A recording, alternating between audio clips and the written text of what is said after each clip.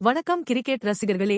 IPL 2026 தொடரின் மிக முக்கியமான மற்றும் விறுவிறுப்பான லீக் போட்டிகளில் ஒன்றான கொல்கத்தா நைட் ரைடர்ஸ் மற்றும் மும்பை இந்தியன்ஸ் அணிகளுக்கு இடையேயான போட்டியின் முழுமையான ஆட்ட விவரங்களை இந்த வீடியோவில் பார்க்கப் போகிறோம். மே 20 அன்று கொல்கத்தா ஈடன் கார்டன்ஸ் மைதானத்தில் இந்த 65வது லீக் போட்டி நடைபெற்றது. ஆட்டத்தின் தொடக்கமாக நடைபெற்ற டாஸ் நிகழ்வில் உள்ளூர் அணியான கொல்கத்தா நைட் ரைடர்ஸ் டாஸ் வென்று முதலில் பந்து வீச முடிவு செய்தது.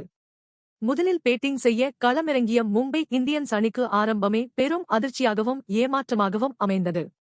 மும்பை அணியின் முக்கிய வீரர்களான ரயன் ரிக்கல்டன், நமன் திர் மற்றும் முன்னாள் கேப்டன் ரோஹித் சர்மா ஆகியோர் பெரிய அளவில் ரன் ஏதும் எடுக்காமல் ஆட்டமிழந்தனர். கொல்கத்தா அணியின் சௌரவ் துபே தனது ஸ்பெல்லில் 34 ரன்களை விட்டுக் கொடுத்து 2 விக்கெட்டுகளை வீழ்த்தி அசத்தினார். அதேபோல் கேமரூன் கிரீன் 23 ரன்களுக்கு 2 விக்கெட்டுகளை எடுத்து மும்பை அணியின் சரிவுக்கு முக்கிய காரணமாக அமைந்தார். இந்த நெருக்கடியான நேரத்தில் பேட்டிங் செய்ய களமிறங்கிய சூரியகுமார் யாதவ் வெறும் 6 பந்துகளை மட்டுமே சந்தித்து 15 ரன்களை வேகமாக சேர்த்தார். இதன் பிறகு களத்தில் இருந்த ஹர்திக் பாண்டியா மற்றும் இளம் வீரர் திலக் வர்மா ஆகியோர் இணைந்து அணியை இந்த சரிவிலிருந்து மீட்கும் பொறுப்பான முயற்சியில் ஈடுபட்டனர். ஹர்திக் பாண்டியா 27 பந்துகளில் 26 ரன்களும் திலக் வர்மா 20 ரன்களும் எடுத்து அணியின் ஸ்கோரை நகர்த்திய பின்பு ஆட்டமிழந்தனர். அந்த நேரத்தில் களமிறங்கிய கோர்பின் போஷ் ஒரு சிறப்பான மற்றும் அதிரடியான ஆட்டத்தை வெளிப்படுத்தி அணியின் ஸ்கோரை மளமளவென உயர்த்தினார். அவர் வெறும் 18 பந்துகளில் ஆட்டமிழக்காமல் 32 ரன்களை குவித்து மும்பை ரசிகர்களுக்கு சிறு ஆறுதலை கொடுத்தார்.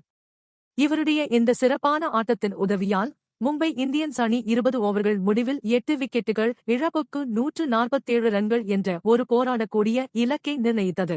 இதனையடுத்து 148 ரன்கள் எடுத்தால் வெற்றி என்ற இலக்குடன் உள்ளூர் ரசிகர்களின் பெரும் எதிர்பார்ப்புக்கு மத்தியில் கொல்கத்தா நைட் ரைடர்ஸ் அணி களமிறங்கியது. தொடக்க வீரரான ஃபின் ஆலன், மும்பை அணியின் வேகப்பந்து வீச்சாளர் தீபக் சஹார் வீசிய முதல் ஓவரில் கடைசி பந்தில் அவர் எதிர்பாராத விதமாக கிளீன் போல் ஆகி வெளியேறினார். எனினும் அனுபவ வீரரான அஜிங்கியா ரஹானே 17 பந்துகளில் 21 ரன்கள் எடுத்து நல்ல நிலையில் விளையாடிக் கொண்டிருந்தார். மிடில் ஓவர்களில் கொல்கத்தா அணியின் பேட்ஸ்மேன் கேமரூன் கிரீன், அல்லா கசன்பர் வீசிய பந்தில் கேட்ச் கொடுத்து குறைந்த ரன்களில் ஆட்டமிழந்தார்.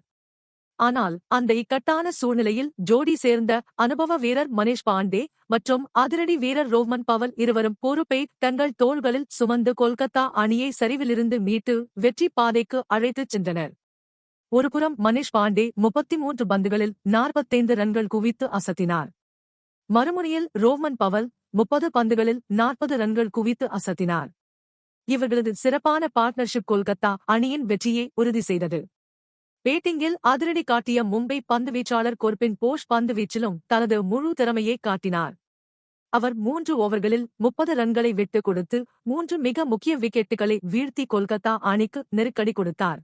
ஆட்டத்தின் இறுதிக்கட்டத்தில் கொல்கத்தா அணிக்கு வெற்றி பெற சில ரன்கள் மட்டுமே தேவைப்பட்ட நிலையில் ரசிகர்களின் நாயகன் ரிங்கு சிங் மற்றும் அனுகுல் ராய் ஆகியோர் களத்தில் இருந்தனர். இவர்கள் இருவரும் எந்த பதற்றமும் இன்றி ஆட்டமிழக்காமல் முடித்து வைத்தனர். ஆட்டத்தின் முடிவில் கொல்கத்தா நைட் ரைடர்ஸ் அணி 18.5 ஓவர்களில் 6 விக்கெட்டுகளை இழந்து 148 ரன்களை வெற்றிகரமாக எட்டி 4 விக்கெட்டுகள் வித்தியாசத்தில் மிகச் சிறப்பான வெற்றியை பதிவு செய்தது.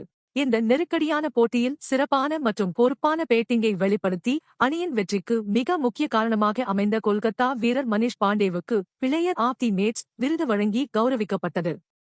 இந்த அபார வெற்றியின் மூலம் ஐபிஎல் 2026 புள்ளிகள் பட்டியலில் கொல்கத்தா நைட் ரைடர்ஸ் அணி மிகப்பெரிய முன்னேற்றத்தை கண்டுள்ளது.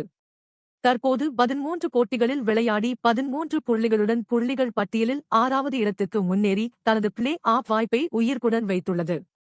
இனி வரும் போட்டிகளில் கொல்கத்தா அணியின் பயணம் எப்படி இருக்கும் என்பதை பொறுத்திருந்து பார்ப்போம். மீண்டும் அடுத்த ஒரு சிறப்பான கிரிக்கெட் பதிவுடன் சந்திக்கிறேன். நன்றி.